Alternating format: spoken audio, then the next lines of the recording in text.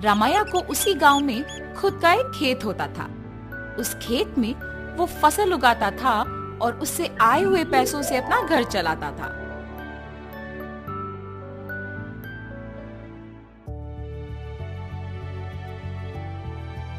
हमेशा की तरह इस साल भी फसल तो मैंने उगा दिया।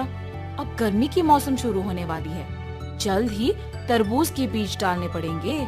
ऐसे सोचकर तरबूज के बीज लेके अपने खेत की ओर जाता है। अरे रे, मैं तो भूल ही गया कि इस साल गांव में पानी नहीं है। मुझे अपने खेती के लिए पानी कहीं से भी लाना होगा, वरना इस साल मैं अपना घर नहीं चला पाऊंगा।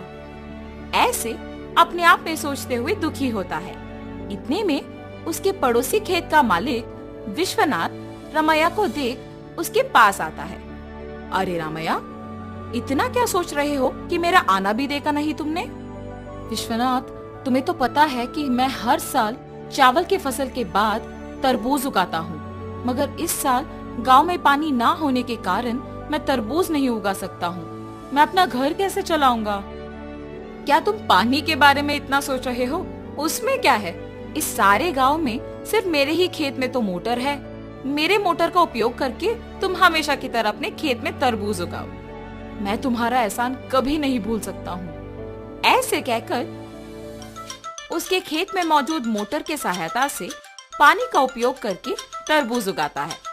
कुछ ही महीनों में उसके खेत में तरबूज अच्छे उगते देख बहुत खुश होता है। हर साल से ज्यादा तो इस साल तरबूज उगे हैं, इनको बेचूंगा तो बहुत सारे पैसे मिलेंगे। ऐसे सोचकर सारे तरबूजों को बेचने दुकान जाता है। वहाँ दुकानदार तरबूजों को लेके पैसे देता है। ये सब उसी दुकान के पास मौजूद विश्वनाथ देखता है। रामैया को तरबूज की फसल उगा के बहुत सारे पैसे मिले हैं। मेरे पानी देने के वजह से ही ये उसके लिए मुमकिन हुआ है, इसीलिए आए हुए पैसों में आधा हिस्सा मुझे मिलना चाहिए। इसके बारे में मुझे रामैया से पूछना होगा। रामैया, मेरे पानी देने के वजह से ही तो तुम इतने तरबूजों को उगा सके हो। हाँ, आपने सच ही कहा है। उस दिन आपने अगर पानी नहीं दिया होता तो आज मेरे हाथों में पैसे नहीं होते। अगर मैं तुम्हें पानी नहीं देता तो तुम्हारे पास आज पैसे नहीं होते ना।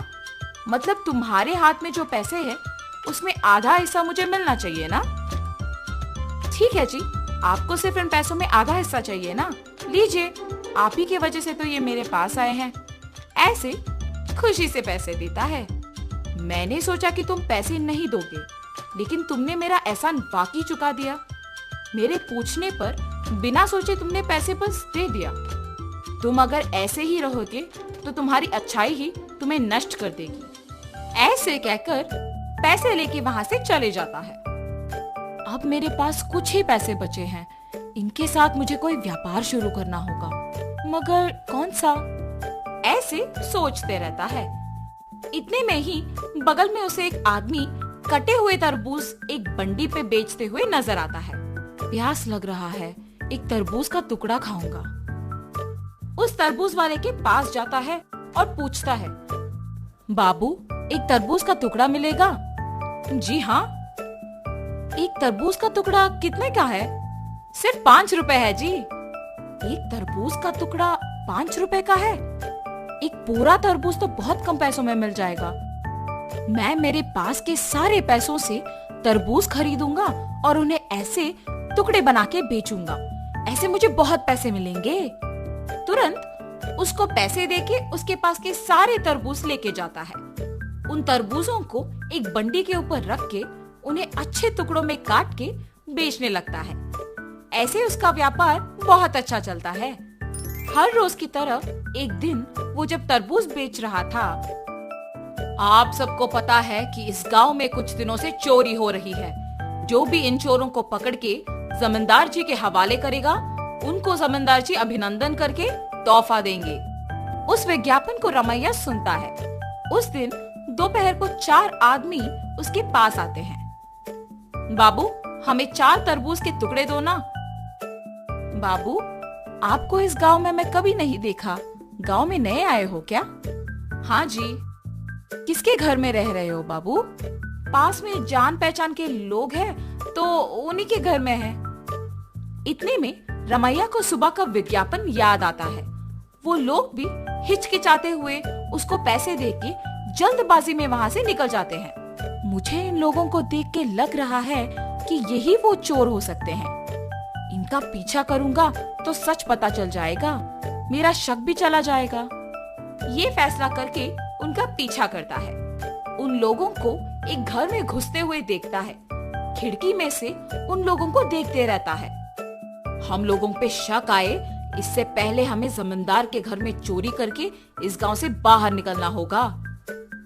मेरे सोच के अनुसार ये लोग तो चोर ही निकले हैं। तुरंत मुझे ये जमींदार को बताना होगा, वरना आज जो चोरी होगा उसका कारण तो मैं ही बन जाऊंगा। तुरंत वो वहाँ से जमींदार के पास जाता है। जमींदार साहब, जमींदार साहब। अरे क्या हुआ रामैया, यहाँ आए हो? इस गांव में हो रही चोरियों के पीछे जो लोग हैं वो मुझे पता है, यही बताने आपके पास आया हूँ मैं। इतना ही नहीं, मैं उन्हें ये कहते हुए सुना कि वो आज आपके घर में चोरी करने वाले हैं, इसीलिए तुरंत आपके पास आया हूँ। ऐसे सब कुछ जमींदार को बताता है। क्या तुम्हें पता है कि वो लोग कहाँ हैं? जी साहब, पता है। सेवकों, तुम लोग अब रामैया के साथ जाके उन चोरों को पकड़ के मेरे पास लाओ। जी प्रभु।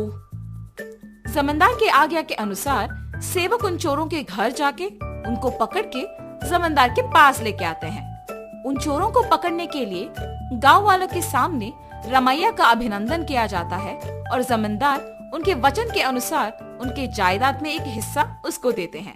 तुम्हारे अच्छाई की वजह से ही तुम उनके जायदाद में एक हिस्सा पाए हो।